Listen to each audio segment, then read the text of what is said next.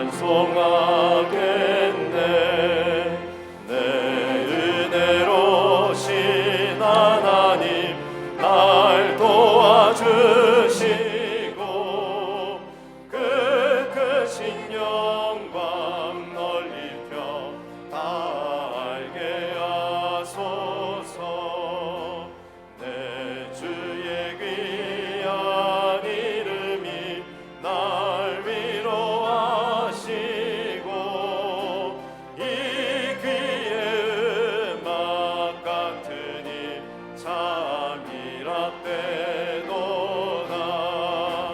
내 죄의 권세 깨뜨려 그 결 바꾸시고 이 추한 마음을 비로소 고청케 하셨네.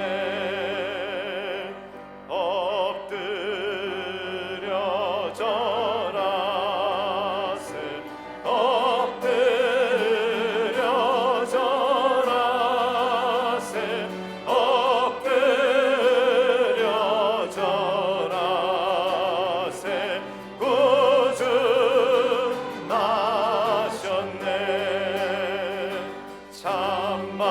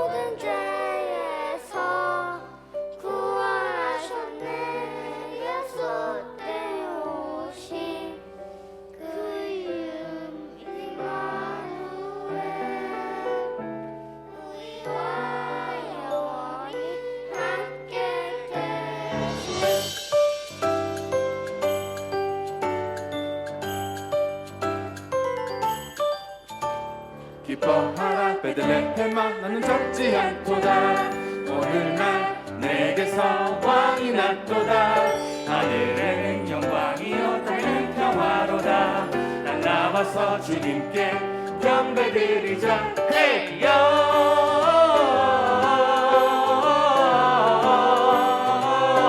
영광을 높이 계신 주께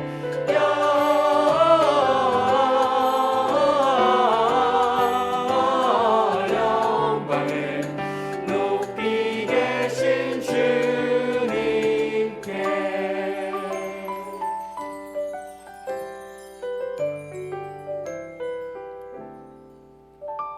고요한 밤 거룩한 밤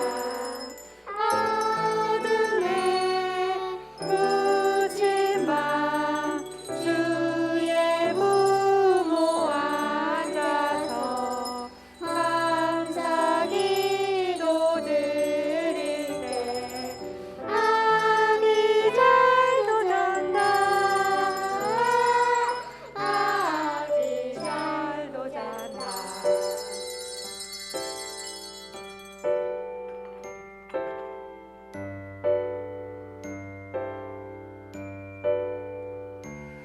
그 맑고 환한 밤중에 무천사 내려와 그 손에 빛 받들고서 다 찬송하기를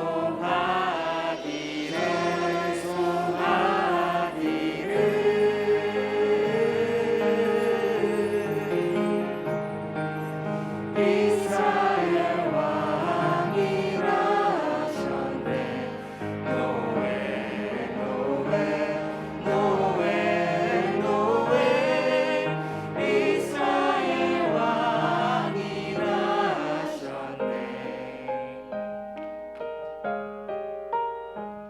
사랑하는 예수님 생일 축하합니다 메리 크리스마스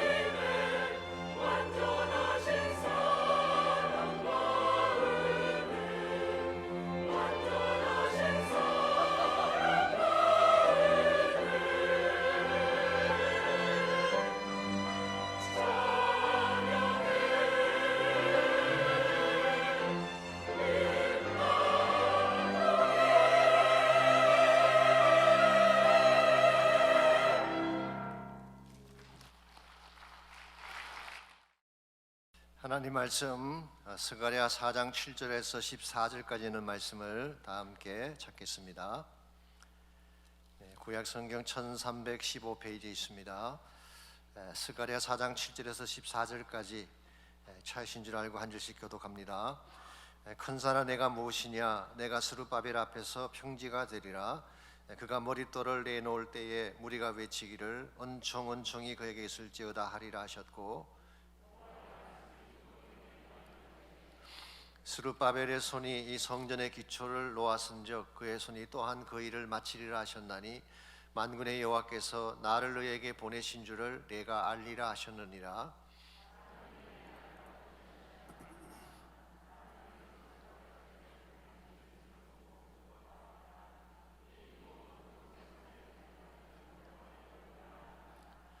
내가 그에게 물어 이르되 등잔대 좌우에 두 감람나무는 무슨 뜻이니까 하고,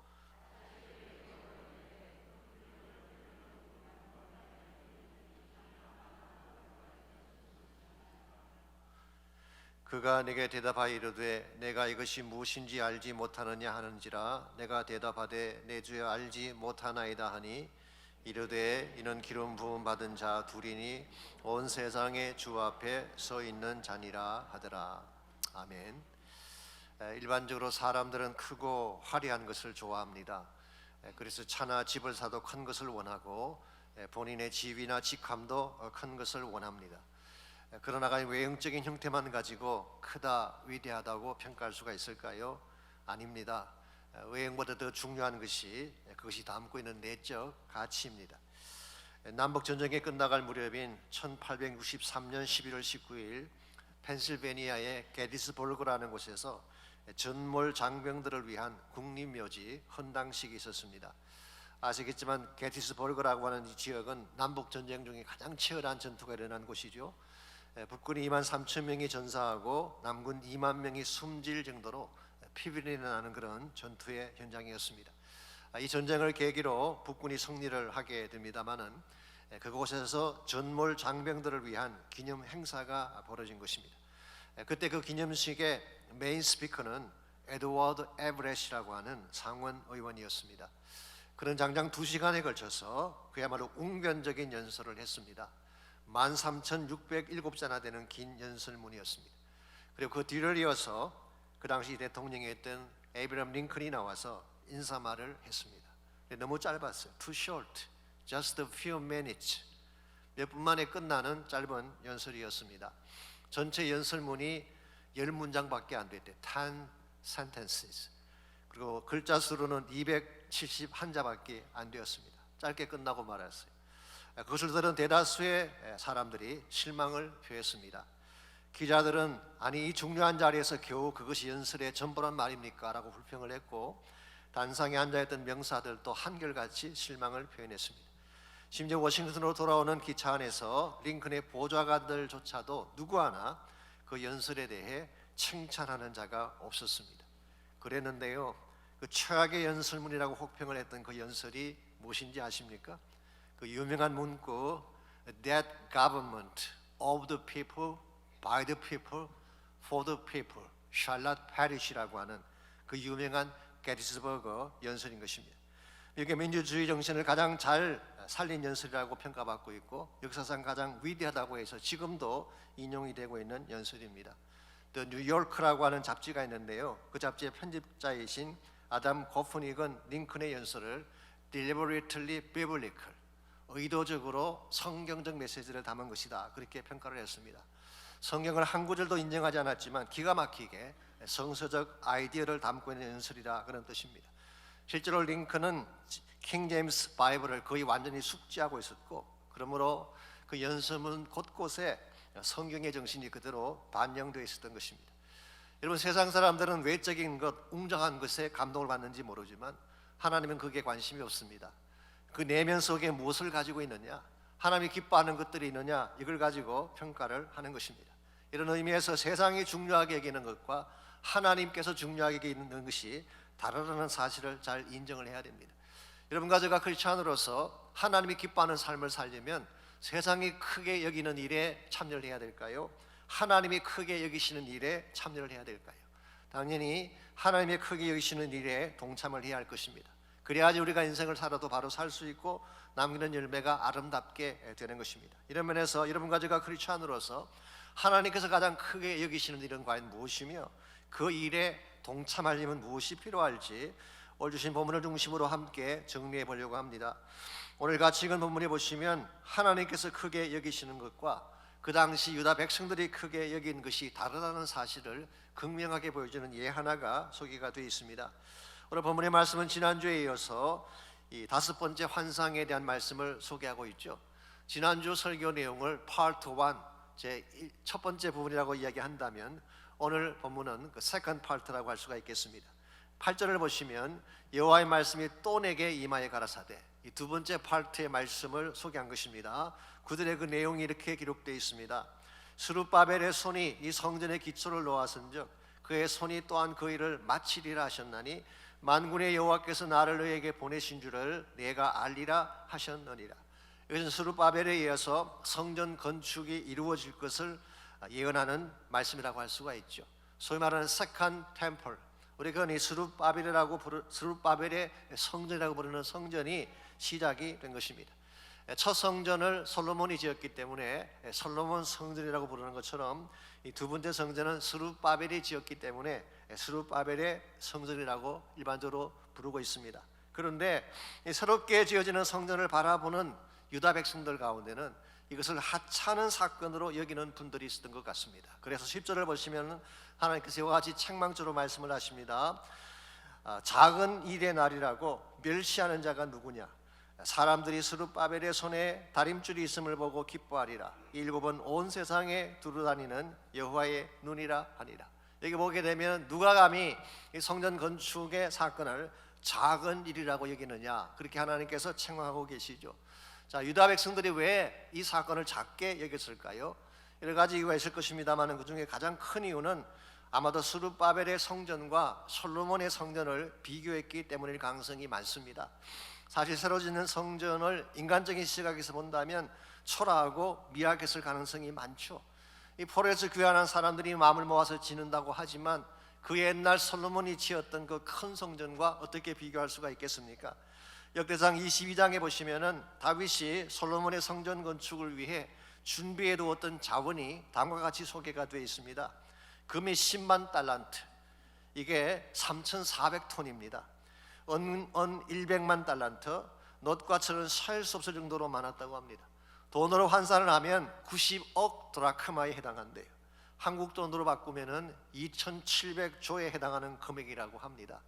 역대 2장에 보시면은 이와 같이 다윗이 준비한 것 위에다가 솔로몬이 더해서 성전을 지었다고 기록합니다. 그러니 어마어마한 자원을 가지고 그것도 7년에 걸쳐서 성전을 건축했기 때문에 그 웅장함과 화려함은 대단했을 것입니다. 근데 지금 스룹바벨은 어떤 성전을 짓고 있나요? 그 척박한 땅 위에 달랑 돌멩이 하나 얹어놓고 성전 건축이다, 그렇게 말을 하고 있는 장면이에요. 이걸 바라봤던 유다 백성들 가운데는 통곡하며 우는 자들도 있었고 비우는 사람들도 있었다고 에스라서에 기록이 되어 있습니다. 역시 사람들이 볼 때는 미약해 보이고 초라해 보였는데 하나님도 이 성전 사건을 작은 일로 간주하셨을까요? 그렇지 않습니다. 하나님이 이것을 가장 위대한 사건으로 보고 있습니다. 왜냐하니까 외형은 작고 초라했는지 모르지만 이 성전이 담고 있는 비전이 너무나 위대했기 때문이에요. 하나님이 성전을 통해서 잃어버린 영광을 회복하고 이것을 통해 열방에게 빛을 전가하고 이것을 통해 하나님 나라를 다시 이루기를 원하셨어요. 장차 오실 메시아신 예수님을 통해서 하나님 나라를 성취할 비전을 담고 있는 성전이기 때문에 외형상 작아 보였지만 하나님은 가장 큰 사건으로 간주하신 것입니다. 우리는 이것을 통해 알 수 있는 한 가지 중요한 사실이 있습니다. 하나님이 크게 생각하시는 것과 세상이 크게 생각하는 것이 다르다는 사실. 오늘날도 세상은 화려한 것을 좋아하고 외적인 크기에 따라서 가치를 결정을 합니다. 그러나 하나님은 거기에 관심이 없어요. 내면적으로 무엇을 담고 있느냐, 영적으로 무엇을 수여하고 있느냐, 이것을 소중하게 여기시는 것입니다.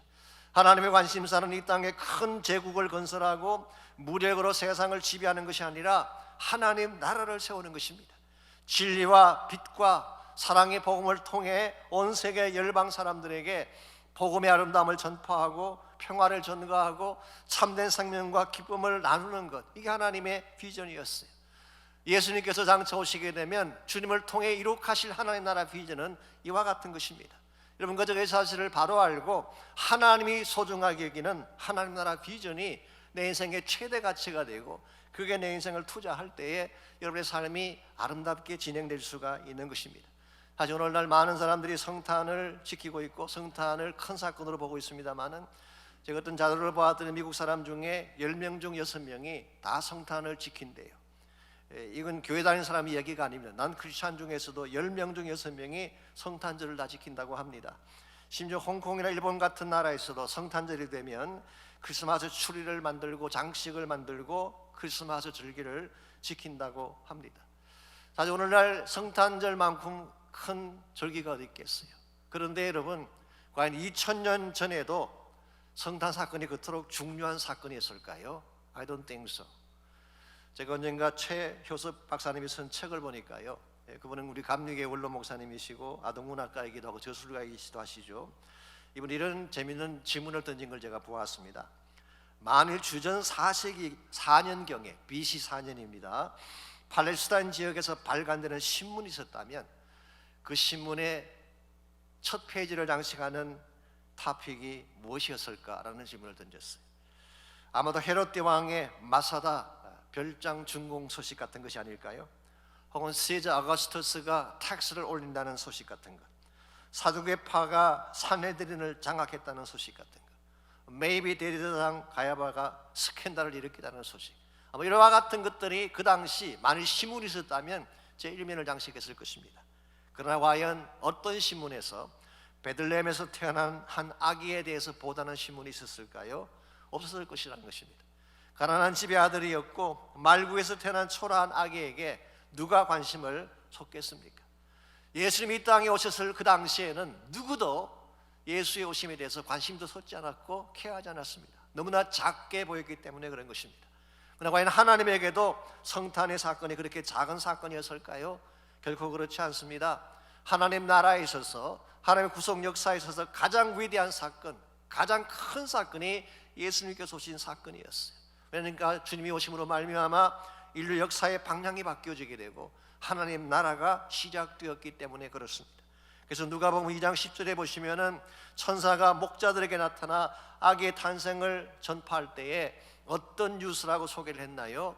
큰 기쁨의 좋은 소식, Good news of great joy, 큰 기쁨의 좋은 소식. 이게 great라고 번역한 헬라어가 메갈렌, 메가스라는 단어입니다. 여기서 나온 영어가 메가톤이라는 단어가 여기서 나왔어요. 세상 사람들은 2000년 전에 성탄 사건을 하찮은 사건으로 여겼는지 모르지만 하나님 나라에서는 메가톤급 뉴스였다, 그런 뜻이에요. 여러분의 관심사는 과연 어디에 있습니까? 하나님 나라에 있나요? 세상에 있나요? 세상 사람들이 크게 여기는 것이 여러분의 관심사가 된다면 세상을 따라 살 수밖에 없습니다. 그러면 하나님 나라가 가장 큰 사건이 된다면 하나님 나라를 위해 살게 되고 그 결과 여러분의 삶의 열매가 가장 아름답고 영원한 가치로 남게 되는 것입니다. 여러분과 저 예수님을 믿는 사람으로서 하나님 나라에 큰 가치를 두고 이 하나님 나라를 위해 쓰임 받으려면 과연 무엇이 필요할까요? 오늘 본문에 보시면은 스룹바벨이 하나님 나라를 위해 이 성전 건축을 할 수 있었던 몇 가지 비결이 소개되어 있는데요. 이 비결을 함께 정리함으로써 하나님 나라를 위해 쓰임 받으려면 꼭 필요한 것이 무엇인지를 함께 나누려고 합니다. 첫 번째로 하나님 나라와 그 영광을 위해 쓰임 받으려면 은혜에 대한 인식이 필요합니다. 하나님의 은혜를 바르게 인식하고 그 은혜를 따라 살 수 있어야지 하나님 나라 일을 할 수 있다, 그런 말입니다. 이 스룹바벨의 케이스를 다시 보시게 되면요, 그가 성전 건축을 하는 데 있어서 필요했던 것들이 많았을 것입니다. 재정이 필요하지 않았겠습니까? 공사 도구가 필요했을 것입니다. 아마 건물을 지을 사람도 필요했을 것입니다. 그런데 이 모든 것을 다 갖추어도 무엇이 없으면 성전 건축을 할 수 없었을까요? 오늘 성경은 그것을 하나님의 은혜라고 말하고 있습니다. 하나님의 은혜가 임하지 아니하면 하나님 나라 일은 할 수가 없어요. 그래서 7절에서 9절을 다시 보십시오. 7절 말씀입니다. 큰 산아 내가 무엇이냐? 내가 스룹바벨 앞에서 평지가 되리라. 그가 머릿돌을 내놓을 때에 무리가 외치기를 은총 은총이 그에게 있을지어다 하리라 하셨고, 이 스룹바벨이 성전 건축을 시작할 때에 머릿돌을 놓을 때에 모든 백성들이 함께 모여서 은총 은총이 있을지어다 라는 것을 선포했다는 것입니다. 여기 은총으로 번역한 히브리 말이 hand이라는 단어인데요, favor 혹은 grace 그렇게 번역할 수 있는 단어입니다. 이 하나님 베푸시는 특별한 배려를 말하는 것입니다. 일반적으로 은혜라고 할 때는요, 다음 세 가지 요소를 내포하고 있습니다. 첫 번째가 하나님의 시작하심, God's initiative. 은혜는 항상 하나님이 먼저 시작하시는 사건이에요. 우리 구원 사건을 보아도 하나님이 먼저 시작하셨죠. 하나님이 먼저 사랑하셨고, 먼저 약속하셨고, 먼저 찾아오심으로 구원 사건이 시작됐습니다. 두 번째 요소가 하나님의 채우심, God's fulfillment입니다. 하나님은 시작하실 뿐만 아니라 그 과정에 필요한 모든 것들을 채우시고 공급해 주세요. 이게 은혜입니다. 구원도 마찬가지입니다. 우리 구원 사건에 있어서 율법이 요구하는 것, 공의가 요구하는 모든 것들을 하나님이 다 채워주셨죠. 무엇을 통해 채워주셨나요? 예수님의 십자가를 통해 채워주셨습니다. 세 번째 요소가 하나님의 이루심, God's completion입니다. 9절 말씀 다시 보시면요, 스룹바벨의 손이 이 성전의 기초를 놓아선적 그의 손이 또한 그 일을 마치리라 하셨어요. 시작하신 분이 하나님이셨는데 이것을 마치게 하실 분도 하나님이시다, 그런 말이에요. 여러분과 제가 구원받는 사건도 마찬가지입니다. 우리 구원의 시작자도 하나님이시지만 이 구원의 완성자도 하나님이에요. 빌립보서 1장 6절을 보시면요, 너희 안에서 착한 일을 시작하신 이가, 이 착한 일이 구원 사건을 말합니다. 바로 우리 안에 착한 일을 시작하신 그 하나님이 그리스도 예수의 날까지, 주님 다시 오시는 그날까지, 구원이 완성되시는 그날까지 이 모든 것을 이루실 줄을 우리가 확신하노라. 그러므로 크리스천 삶이라고 하는 것은 시작과 과정과 마지막 마무리까지 은혜로 이루어졌다, 그렇게 말할 수가 있어요. 여러분, 제가 이 사실을 바로 인식하고 하나님의 은혜를 따라 사는 것을 배워야지 하나님 나라 일꾼이 될 수가 있는 것입니다. 내가 주도하는 삶이 아닙니다. 하나님이 주도하시는 삶, 내가 앞장서는 삶이 아니라 하나님이 앞장서시는 삶을 추구해야지 하나님의 뜻을 이루고 하나님 나라를 이룰 수 있다는 것입니다. 가끔 우리가 착각하는 것이 있습니다. 내가 인생을 주도하고 내가 이니시티브를 뛰게 되면 인생이 내 뜻대로 잘 풀리고 잘 되리라고 생각을 하지만 실제는 그렇지 않습니다. 내가 인생을 주도하게 되면 인생이 흔들리기 시작해요. 근데 하나님이 주도하실 때에 항상 최상의 길이 열리게 되는 것입니다. 사람들이 쓰는 말 중에 하늘은 스스로 돕는 자를 돕는다. 원래 미국 사람들이 이 말을 했을 때는 하나님은 스스로 돕는 자를 돕는다, 그런 뜻이에요. God helps those who help themselves. 자기 자신을 돕는 자를 하나님이 돕는다, 이제 그런 뜻인데요. 이 말이 성경에서 나온 말일까요? 그렇게 착각하시는 분들이 많이 계십니다만은 성경에는 그런 말이 나오지 않습니다. 이 말은 사실은 1600년대에 영국의 정치가인 그 엘즈러 론 시던이라고 하는 정치가가 처음 이 말을 사용을 했다고 합니다. 미국에서는 벤자민 프랭클린이 이 말을 인용함으로써 이 말을 유행시킨 케이스가 됐습니다만은, 이 하나님은 스스로 돕는 자를 돕는다, 이 말의 핵심이 뭔지 아십니까? 인간이 먼저 이니시티브를 띄면 그 다음 하나님이 도와주신다, 그런 뜻이에요. 인간이 주체가 되면, 내가 먼저 주체가 돼서 모든 일을 개척해 나가면 그때 하나님이 나를 도와주신다, 그런 뜻이에요. 그럴듯해 보이지만 이건 성서적 아이디어가 아닙니다. 성경은 반대를 말하고 있습니다. 인간이 앞서가는 것이 아니라 하나님이 앞서가는 삶이 될 때, 그때 참된 역사가 일어나고 하나님의 은혜가 주어진다는 뜻이에요. 그래서 빌리 그레이엄 목사님은 오래전에 이 말씀을 좀 수정해서 이렇게 표현하신 적이 있습니다. God helps those who are helpless. 본인 스스로가 아무것도 할 수 없는 무기력한 자라는 것을 인정할 때, 나는 무능력합니다, 내가 할 수 있는 일은 아무것도 없습니다 라고 선포하는 자를 하나님이 도와주신다, 그런 뜻이에요. 오늘 여러분과 저의 삶 가운데에 하나님이 주도하는 삶이 있고 내가 주도하는 삶이 있습니다. 어느 삶이 더 값지고 어느 삶이 더 아름답고 어느 삶이 더 파워풀할까요? 하나님이 주도하시는 삶이에요. 하나님이 앞장서서 일하게 하시면 하나님이 우리가 감당치 못할 일을 직접 이루어 주세요. 그 좋은 예가 다윗의 케이스입니다.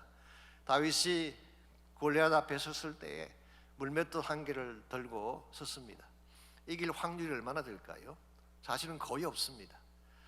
이 물맷돌이 이마에 맞아야 되는데요, 그 물맷돌이 그 먼 거리에 있는 골리앗의 이마를 맞출 확률은 0.01%도 안 된다고 합니다. 그런데 어떻게 됐나요? 정확하게 골리앗의 맞박을 때렸잖아요. 이마를 그냥 명중을 했잖아요. 이걸 우리는 기적이라고 말을 하는데요, 사실은 기적이 아니라 하나님의 은혜예요. 모든 기적 뒤에는 하나님의 은혜가 있습니다. 하나님의 앞장서 행하시면 기적이 일어나는 것입니다. 반대의 케이스도 성경에 나옵니다. 다니엘의 세 친구가 사드락과 메삭과 아벳느고가 7배나 뜨거운 풀무 속에 던져졌습니다. 이 풀무라고 하는 것은 용광로를 말합니다. 이 쇠를 녹이는 용광로가 얼마나 뜨겁겠어요. 자, 이 세 사람이 그 용광로 속에 던져졌는데 죽을 확률이 몇 프로일까요? 100%입니다. 다 죽는 거예요. 그런데 머리털 하나 상하지 않고 살아나왔어요. 이것을 우리는 은혜라고 부르는 것입니다. 우리 여러분과 제 삶 가운데에 내가 앞서가는 것이 아니라 하나님이 앞서가게 하면 문제될 게 없어요. 하나님이 다 풀어주시고 해결해 주시기 때문에. 심지어 하나님의 은혜를 따라 사는 사람은요, 암 선고를 받고도 담대하게 살 수가 있어요. 하나님의 앞장서가며 다 해주실 것이니까. 그러나 나를 믿고 사는 사람은요, 작은 문제만 찾아와도 금방 쓰러지게 되고 포기하게 되는 것입니다. 좀 우스개 같은 실화이긴 합니다만 심지어 한국에서요, 코트를 뽑다가 파상풍이 걸려 돌아가신 분이 계신데요. 아니, 세상에 코트를 뽑다 죽는 사람이 어디 있겠어요? 이 병의 크고 작음이 중요한 게 아니라 그 말이에요. 하나님이 지켜주지 아니하면 얼마든지 그렇게 될 수가 있는 것입니다. 그러므로 여러분과 제가 기억해야 될 중요한 사실이 여기 있습니다. 세상이 보장해 주는 삶, 내가 보장하는 삶이 잘 사는 인생이 아니라 하나님이 보장해 주시는 삶이 진짜인 줄 믿습니다. 그러면 여러분과 제가 하나님을 앞세우고 은혜를 앞세우고 하나님을 따라가는 인생을 살게 되면 여러분의 인생이 바르게 진행이 되고 하나님 백성다운 열매를 맺을 수가 있는 것입니다. 이와 같이 하나님 나라 위에 쓰임받으면 1차적으로 은혜가 무엇인지를 인식하고 은혜를 따라 살아야 돼요. 두 번째로 필요한 것이 광명의 역할을 해야 합니다. 하나님 여러분과 저를 이 땅에 두신 목적은 빛을 발하는 삶을 살라고 부르신 것입니다. 크리스찬이 빛의 사명을 하지 못하면 이 땅에 존재할 가치가 없어지는 것입니다. 그래서 10절 말씀 하반부를 보십시오. 이 성전 건축을 통해 하나님이 어떤 일을 행하기를 원하셨는지, 이 일곱은 온 세계에 두루다니는 여호와의 눈이라 하니라. 여기 일곱이라는 단어가 나오죠. 이게 무엇을 뜻하는 것일까요? 사실 여러 가지 많은 해석이 있긴 합니다만은 제 개인적으로는요, 이 성전 안에 만들게 하신 일곱 등잔을 의미한다고 저는 봅니다. 이게 일곱 금촛대, seven lights죠. 일곱 개의 등잔 혹은 일곱 금촛대를 말하는 것입니다.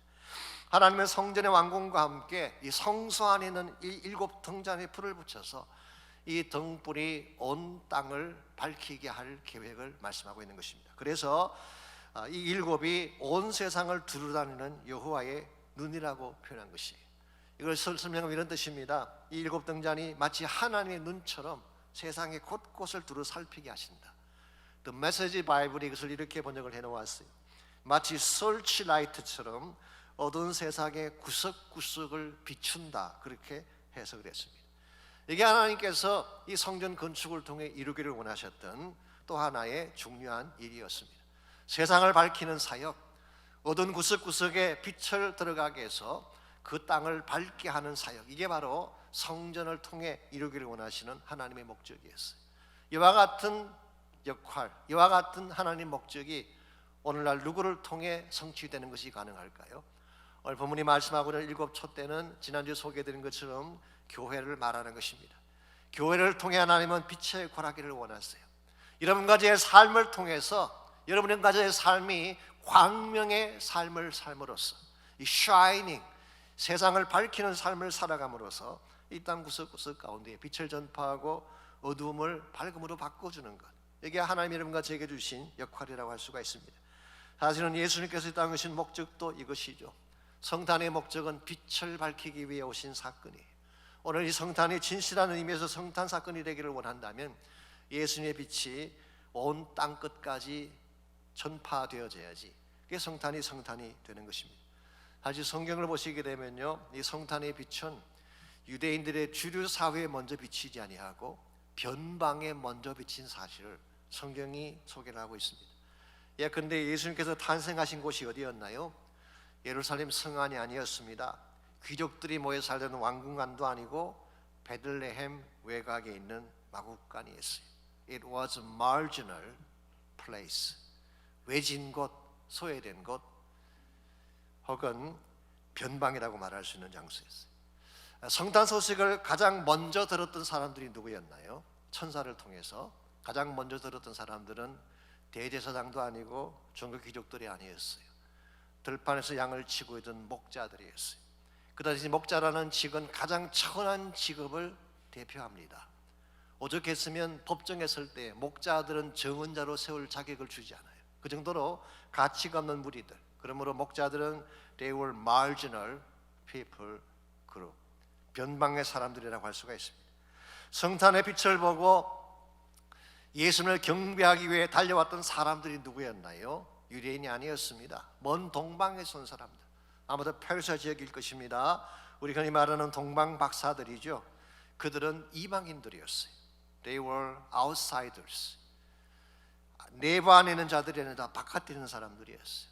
이와 같이 성탄의 빛은 놀랍게도 유대 중심부가 아닌 변방에 비친 빛이라는 사실을 성경은 밝히고 있습니다. 이사야 9장 2절은 이것을 이렇게 설명하고 있습니다. 흑암행하던 백성이 큰 빛을 보고 사망의 그늘진 땅에 거주하던 자에게 빛이 비치더라. 흑암행하던 백성이 누구를 말할까요? 이방인들을 말하는 것입니다. 이방인들 사회 속에 하나님의 큰 빛이 먼저 임했다는 거예요. 뿐만 아니라 성탄의 빛은 그늘진 땅에 거주하는 자에게 임했다고 말하고 있습니다. 그늘진 땅이라고 하는 것은 아무도 돌보지 않는 땅을 말합니다. 누구도 관심 갖지 않는 소외된 지역을 말하는 것입니다. 사람들의 눈으로 보기에 너무나 보잘것없고 가치 없어 보이기 때문에 아무도 케어하지 않는 지역을 오늘 성경은 그늘진 땅이라고 말하고 있습니다. 그런데 성탄의 빛은 그들 가운데 임해야 된다는 거예요. 오늘 여러분과 제가 성탄을 바르게 지키기를 원한다면 하나님이 소중히 여기는 그 그늘진 곳을 여러분이 기억해야 돼요. 우리는 항상 밝은 곳, 세상 사람들이 모이는 곳만 좋아하지만요, 하나님의 관심사는 그늘진 곳이에요. 소외된 곳이에요. 아무도 케어하지 않는 사람들이에요. 다 가치 없다고 돌보지 않는 사람들이 하나님의 큰 사람들, 하나님의 큰 관심사라는 사실을 기억할 필요가 있어요. 오늘 예수님께서는 이와 같은 그늘진 곳에 아직도 복음을 듣지 못하든지 사랑을 받지 못한 사람들이 무수히 많은 사실을 보며 maybe 주님이 울고 계신지도 모르겠어요. 여러분 잠깐 화면에 있는 사진 한번 보실까요? 좀 부담스럽긴 하지만요, 제가 어저께 야후 뉴스를 보다가 뉴스에 소개된 사진이 있어서 그걸 픽업해 왔습니다. 아프가니스탄에 있는 11살 난 루키아라고 하는 소년의 사진입니다. 미군이 아프간을 철군한 지 4개월밖에 안 됐는데요, 지금 아프가니스탄에서 벌어지고 있는 현실을 극명하게 보여주는 사진 중에 하나입니다. 뉴욕 타임즈에 의하면 아프간 인구의 절반이 넘는 약 2280만 명이 기아 상태에 처해 있대. 그중에 수많은 어린아이들이 on the brink of mass starvation, 기아로 죽어갈 위험 가운데 처해 있다고 보도를 하고 있습니다. 여러분과 제가 편안한 곳에서 케이크를 자르며 파티를 즐기는 동안에도 그늘진 곳에서는 저렇게 수많은 사람들이 죽어가고 있습니다. 우리에게는 무관심한 대상인지 모르지만 주님에게는 큰 존재들이에요. 나에게는 하찮은 사람들일지 모르지만 주님의 가슴 속에는 가장 소중한 인간들입니다. 여러분과 제가 이 사실을 바로 알고 참으로 그늘진 곳, 외진 곳에까지도 사랑의 복음을 전가하고 복음의 빛을 전해줄 때 주님의 눈물도 사라지게 될 줄 믿습니다. 그러므로 우리는 성탄이 참으로 성탄되게 하기 위해서는 먼저 하나님의 은혜를 알아야 돼요. 여러분과 제가 은혜를 따라 사는 법을 배울 때에 성탄을 성탄되게 만들고 하나님 나라를 만들어 갈 수가 있는 것입니다. 두 번째는 우리의 역할 자체가 어둠을 밝히고 빛을 전하는 샤이닝, 광명의 역할을 감당을 해야 됩니다. 마지막 세 번째로 하나님 나라와 그 영광을 위해 사용되려면은 능력의 연결이 필요합니다. 하나님 나라에는 우리 힘만으로 이룰 수가 없잖아요. 그러므로 바른 능력에 연결되어져야만 지속적으로 이 사명을 감당할 수가 있는 것입니다. 11절에서 14절까지를 보게 되면요, 두 감람나무에 대한 영적인 해석이 자세하게 소개가 되어 있습니다. 먼저 11절과 12절을 보겠습니다. 내가 그에게 물어 이르되 등잔대 좌우와 두 감람나무는 무슨 뜻이니까 하고 다시 그에게 물어 이르되 금기름을 헐리는 두 금관 옆에 있는 이 두 감람나무 두 가지는 무슨 뜻입니까? 라고 질문을 했어요. 솔직히 우리말 성경 번역을 보게 되면 이 금기름을 흘러나오게 하는 것이 무엇인지가 분명하지 않습니다. 이 pouring out golden oil, 이 금기름을 pouring out 하는 것이 어디서 나오는지가 분명하지가 않아요. 두 금관인지 두 감람나무인지 분명하지가 않는데요, 영어 성경은 분명하게 해석을 잘하고 있어요. New Living Translation입니다. Two olive branches that pour out golden oil through two gold tubes. 그러므로 두 개 금관이 이 금기름을 쏟아내는 곳이 아니에요. 그건 통로입니다. 이 금기름의 원천은 어디냐고 하면 감람나무 가지예요. 감람나무 가지로부터 pouring out golden oil, 금기름이 흘러나온다라고 오늘 성경은 밝히고 있습니다. 여기서 말하는 두 감람나무가 무엇을 의미할까요? 지난주에 잠깐 말씀드린 것처럼 역사적으로는 스룹바벨과 여호수아를 지칭할 가능성이 많습니다. 스룹바벨은 총독이었죠. 통치자입니다. 그리고 여호수아는 대제사장이었죠. 그러므로 이 통치자 모습과 priestly figure, 이 제사장적 인물, 이 두 인물을 상징하는 것으로 보았습니다. 그러나 궁극적으로는 이 두 감람나무가 장차 오실 예수 그리스도를 의미하는 것입니다. 제가 이렇게 말씀드리면 아니 목사님 나무가 두 개인데 예수님 한 분이시잖아요. 아마 그렇게 반문하실 분이 계실지 모르겠어요. 실제로 중간 시대에 기록된 문헌들을 보면요, 외경이나 가경들이 많이 기록됐잖아요. 거기 보게 되면 오실 메시아를 두 가지 종류로 소개하고 있어요. 한 분은 레위 지파에서 오시는 분, 이게 priestly Messiah예요. 또 한 분은 다윗의 가문에서 오시는 분, 이게 왕으로 오실 데이비딕 머사야라고 부르는 것입니다. 그래서 많은 유대인들이 메시아가 두 분일 줄 알았어. 근데 실제로 예수님은 한 분이 오셨어요. 어떻게 이것이 가능했을까요? 한 분 예수님 안에 두 직분이 함께 들어있었던 것이죠. 더 정확하게 말하면 사실 예수님에게는 세 직분이 있었습니다. Three officers in one person. 한 분에게 세 가지 직분이 주어졌어요. 예수님에게는 선지자적 직분이 있었고요, 두 번째로 제사장적 직분이 있었고, 세 번째로 왕의 직분이 있었어요. 이 세 가지가 한 분 예수님께 다 한꺼번에 주어진 거예요. 제가 짧은 시간에 자세한 말씀을 드릴 수는 없지만 간단하게 좀 정리를 해드리자면요, 이 선지자적 직은 예수님께서 이 땅에 오셔서 공생의 3년 동안에 이 직을 행하셨습니다. 말씀을 가르치고 선포하고 책망하시는 이 사역, 이게 프라핏, 선지자의 사역이었죠. 두 번째로 제사장직은 십자가상에서 하셨어요. 예수님은 본인이 대제사장이신데 본인 스스로가 제물이 되어서 단번에 영원한 속죄의 제사를 드렸다라고 성경은 말씀합니다. 단번에 드린 속죄의 제사가 뭔가요? 예수님 자신을 제물로 드린 십자가 처형을 말하는 것입니다. 그 예수님은 십자가상에서 제사장직을 하셨고 이 직은 아직도 계속되고 있습니다. 히브리서 7장 25절에 보게 되면 이 예수님은 지금도 살아계셔서 하늘 보좌 곁에서 여러분과 저를 위해 중보하신다고 했어요. 그러므로 He is our high priest. 그건 우리의 선지자일 뿐만 아니라 우리의 제사장이 되십니다. 마지막 세 번째로 예수님은 왕으로 다시 오시게 됩니다. 우리 이 땅에 계실 때도 물론 예수님은 왕이셨습니다. 그리고 지금도 우리의 왕이죠. 그러나 주님이 재림하실 때는 진정한 차원의 왕 중의 왕이 되셔서 영광 가운데 재림하셔서 온 만물을 다스리게 되실 것, 이게 예수님이에요. 그러므로 사실 예수님은 세 가지 직분을 한 몸에 지니신 분이기 때문에 오늘 본문에서 두 감람나무가 나오는 것은 전혀 이상할 이유가 전혀 없습니다. 오늘 여러분과 제가 예수님께 연결되지 아니하면 예수님께서 가지고 계시는 제사장직 축복을 받을 수가 없어요. 예수님께 연결되지 아니하면 왕으로 오신 예수님이 우리에게 부어주실 축복을 우리가 소유할 수가 없습니다. 특별히 오늘 보면은 이 감람나무에서 흘러나오는 기름을 금기름이라고 부르고 있습니다. 올리브 기름이 아니라 그냥 감람유가 아니라 골든 오일. 이것은 예수님이 아니면 주실 수 없는, 왕이신 그분이 아니면 주실 수 없는 특별한 축복을 의미한다고 볼 수가 있습니다. 근데 생명의 축복, 예수님이 아니면 절대로 주어질 수가 없습니다. 참된 평안과 기쁨, 그분을 통해서만 받을 수 있죠. 거룩함과 성결함의 능력, 주님을 통해서만 흘러나오는 것입니다. 이런 의미에서 여러분과 제가 진정한 의미에서 하나님 나라 일꾼으로 쓰임받기를 원한다면 참 감람나무이신 주님께 연결되어져야 합니다. 여러분 그분에게 연결되어져 있나요?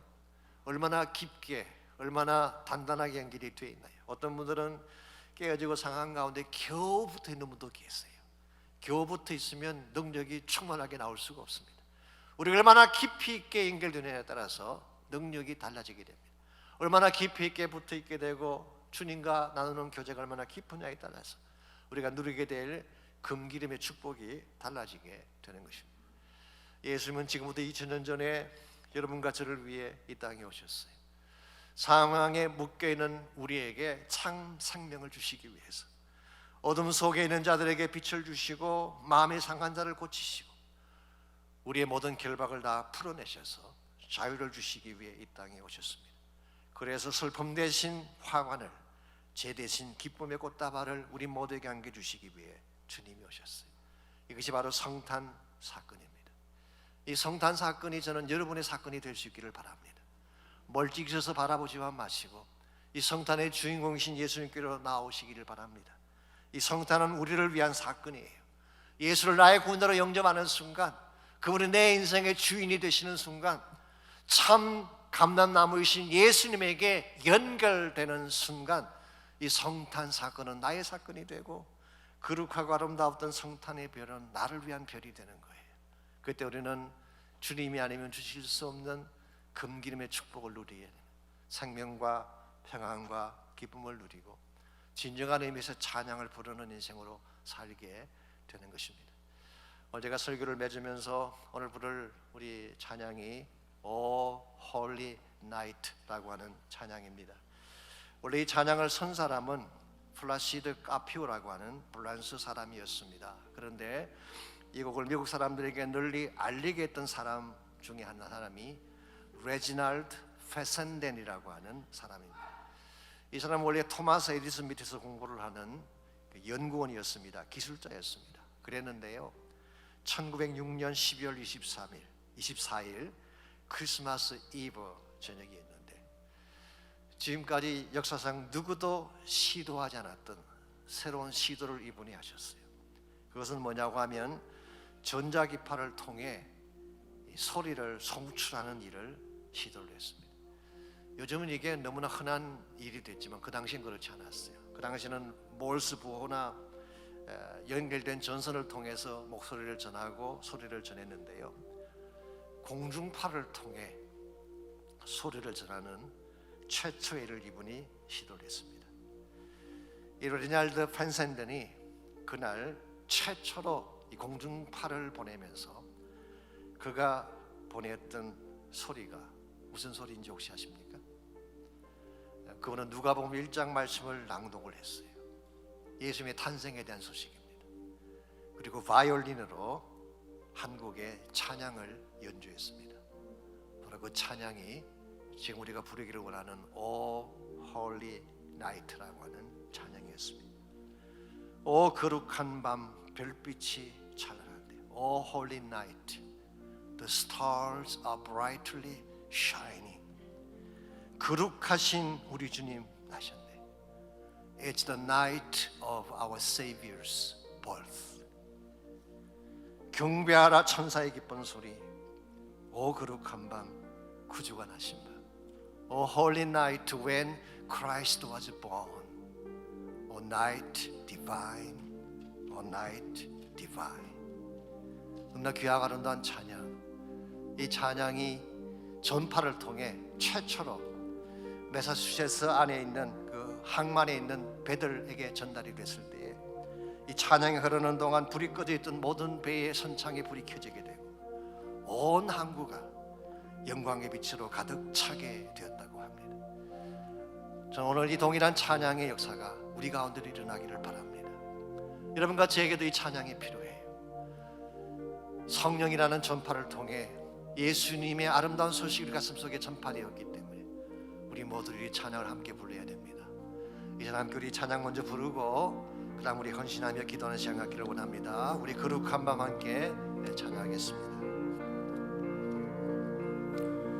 거룩한 밤 별빛이 찬란한데 거룩하신 우리 주 나셨네.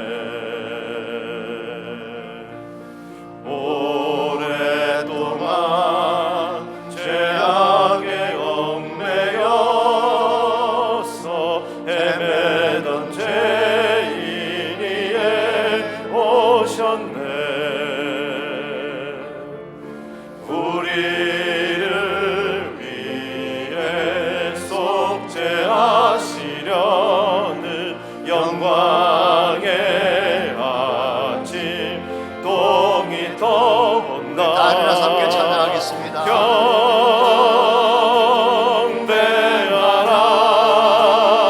경배하라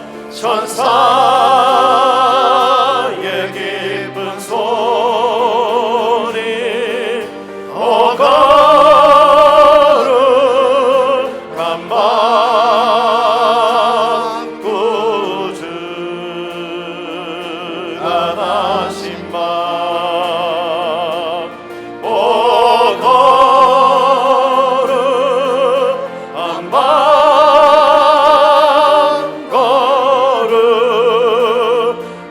거룩한 밤 주님께서 죄사슬을 받으사 주님께서 죄사슬 부르시니 감사 찬송 다 함께 부르세. 주 복음은 사랑과 평화로다. 우리도 이 사랑을 나누세. 영광의 찬송 함께 부르면서 거룩한 주의 이름 높이세.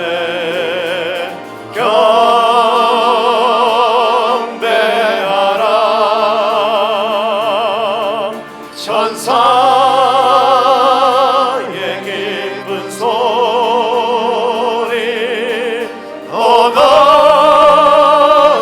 거룩한 밤 구주가 나신 밤 오 거룩한 밤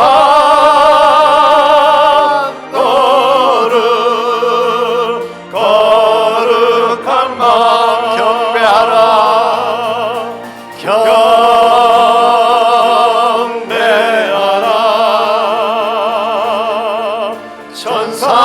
천사의 기쁜 소리 오 거룩한 밤 구주가 나신 밤 오 거룩한 밤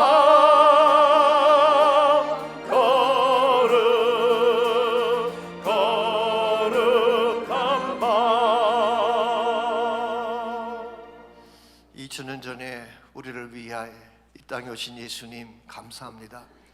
죄악 가운데 죽어가던 우리 영혼을 위해 절망 가운데 정말 멸시받으며 천대받으며 죽어 마땅한 우리를 위해 하나님 되신 그분이 오셔서 우리를 살게 하시고 존귀하게 만드시고 하나님 나라 백성 되어 살게 하신 은혜 감사합니다.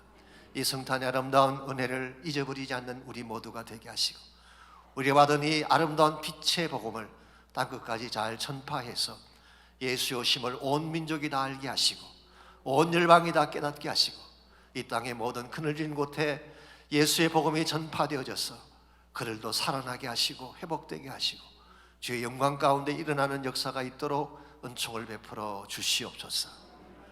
이제는 우리 구주 예수 그리스도의 은혜와 하나님 아버지의 무한하신 사랑과 성령님의 충만한 임재하심이 이 아침 주 앞에 나와 전심을 다해 예배하고 돌아가는 사랑하는 주의 백성 한 분 한 분에게 가정과 삶의 터전과 자녀들과 자손들 위해 이제로부터 항상 함께하여 주시기를 다시 오실 우리 주님 예수님의 이름으로 간절히 축원하옵나이다. 아멘.